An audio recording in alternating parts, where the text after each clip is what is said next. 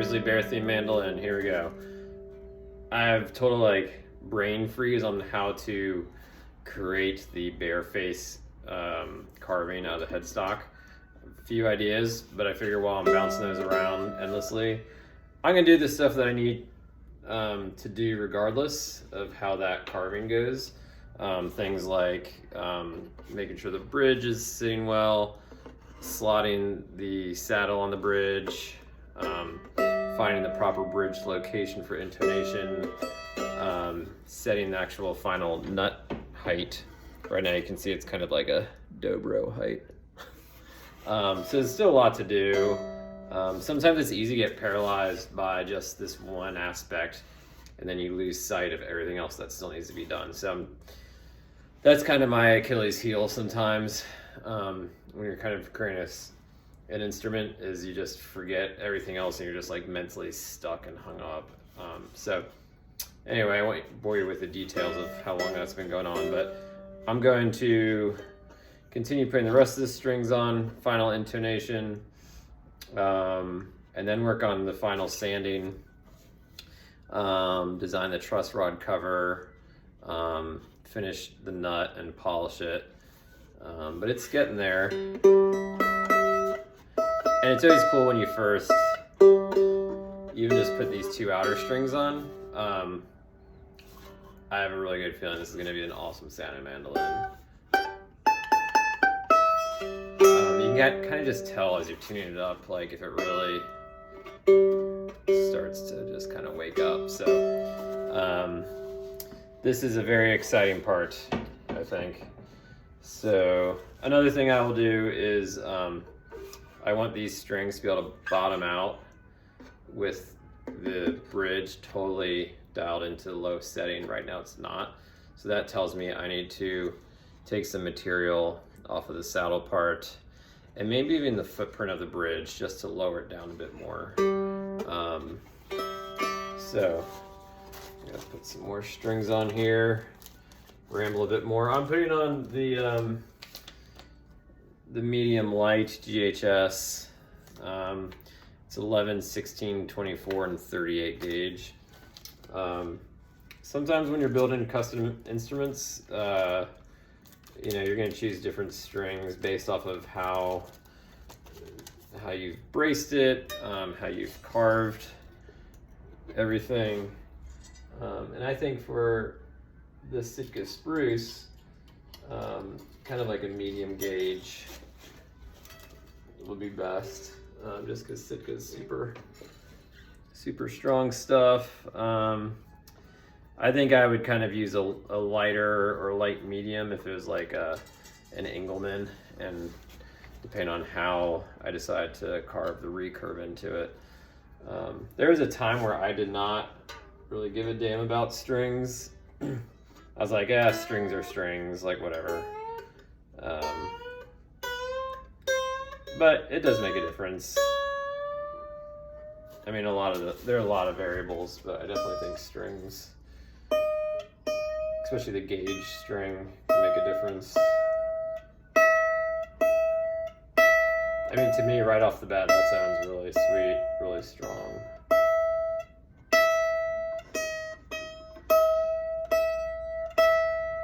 I mean, just very, very punchy.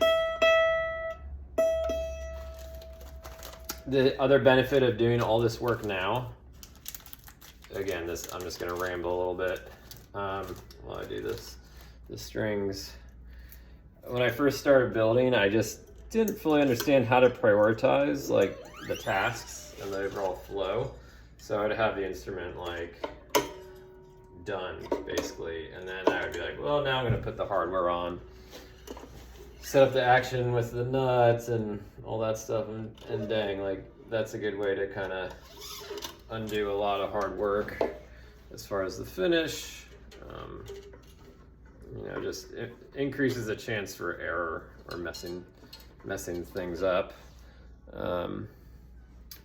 So point being, if you can do all this stuff like fitting the hardware, the tailpiece, having the nut dialed in and the action totally where it needs to be, it's going to be even more awesome once you're actually done with the finish. You can just put all the hardware on, fresh strings, you know there's going to be no buzzing, you know the fingerboard is dialed in, and you just get to string it up and like start playing it. You're not going to be mucking around with other stuff.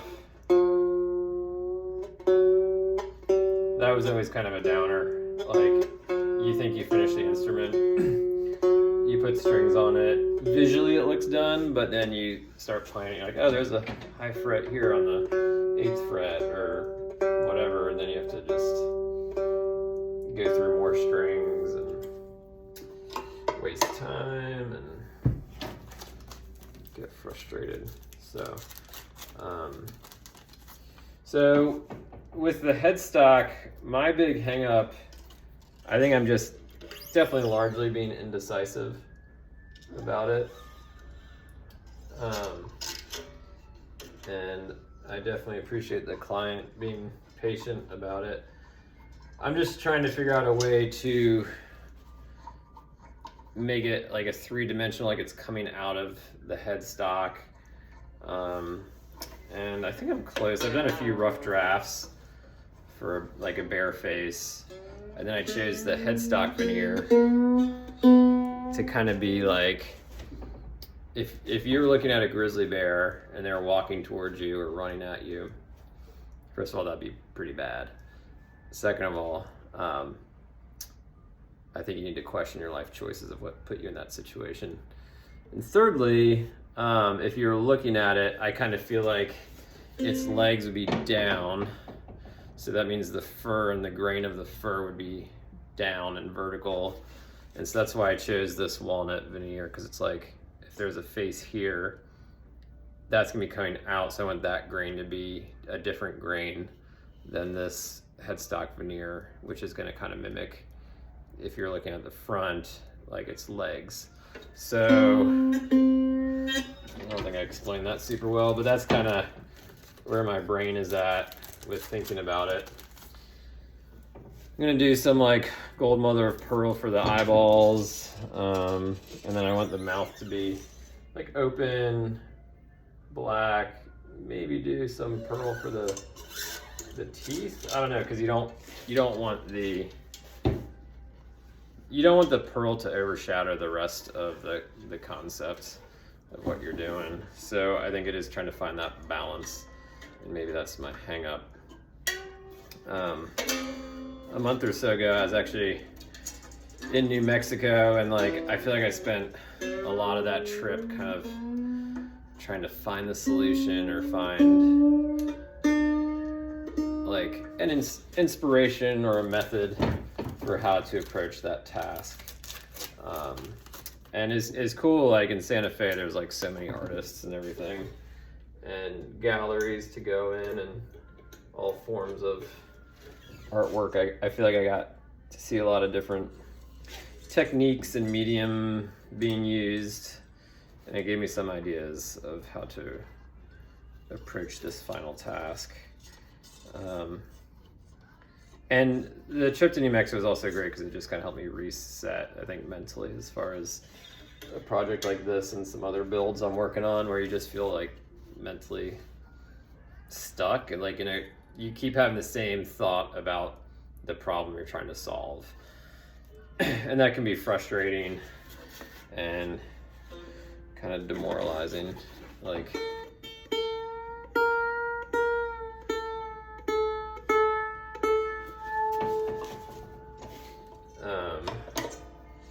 so there are a lot of like wooden bear statue type things, and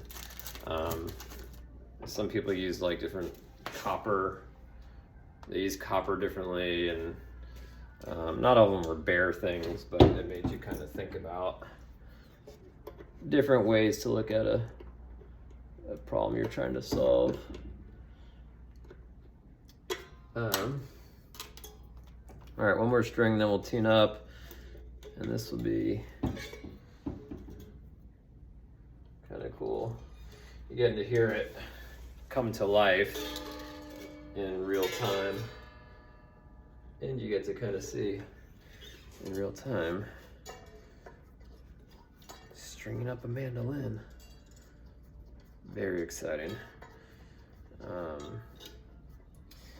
This build has been a long time in the making, I'll tell you that much. It's just so many little parts to it that I think it would have been easy enough to just kind of schlep something together and say it was a Grizzly Bear themed mandolin, but I guess in my mind it just like, I don't know, you just want to find that ideal flow of all these concepts, and I don't know, I think it's close. Let me get a pick here. We'll tune it up.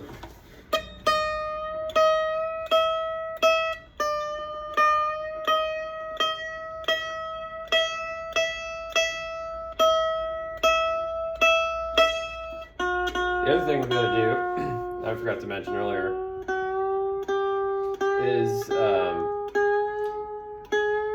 this is the time you want to do the final voicing. Not final voicing, but really kind of dial in the sound you're trying to achieve. Again, there's so many factors that go into the final sound.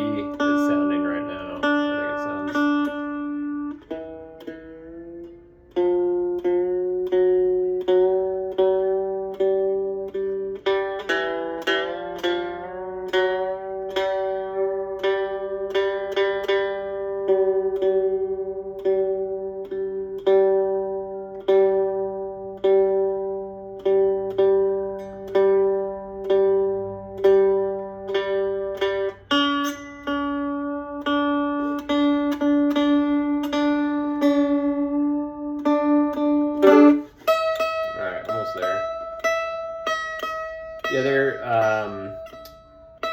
good part about doing this stage now, again, I've learned the hard way, is like I would put the tuners on and everything after I'd finished the sanding, final stages, to realize like, oh, this didn't feel comfortable. The space I left between the knobs and the edge of the headstock, and you know, at that point you're just kind of like, well, it is what it is. But this is a good chance now that I'm tuning it. I can think, is this comfortable? Are there sharp edges? Am I having to like twist my wrist around weird to tune? You always want to try to find that balance of all these little parts.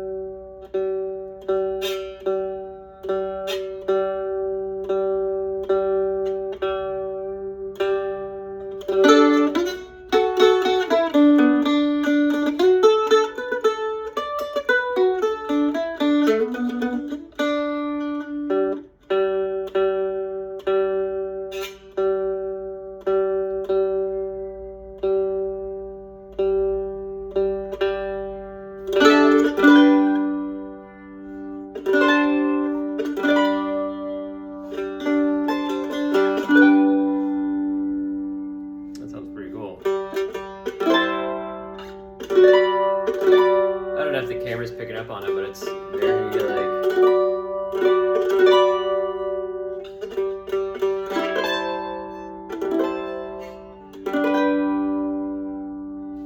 the notes, the fundamental note sounds very warm and round to me.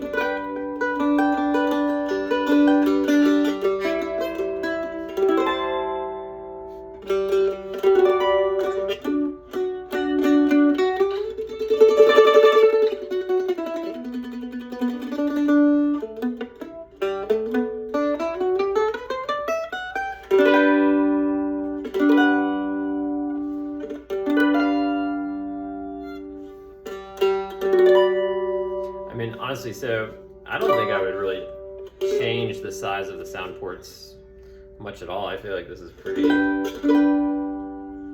I think once you do the final sanding, you're removing some material, so it's going to kind of loosen things up a little bit.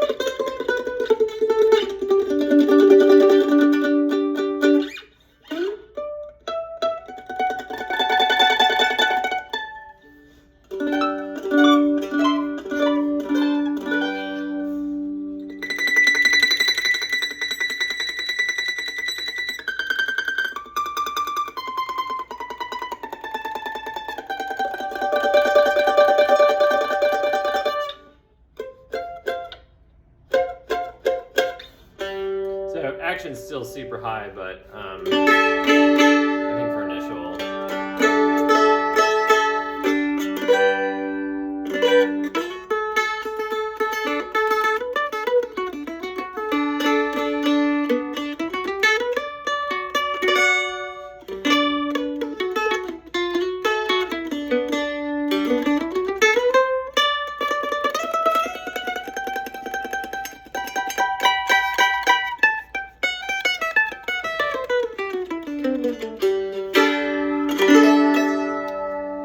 So the to-do list for what to do next is finish slotting this saddle a little bit better. I'm going to bring down the bridge because I mean, as you can see, that's awful and that's bottomed out. So I need the strings to be able to bottom out on the fingerboard. Final fret dressing, but the frets, I mean, you know, shouldn't need much.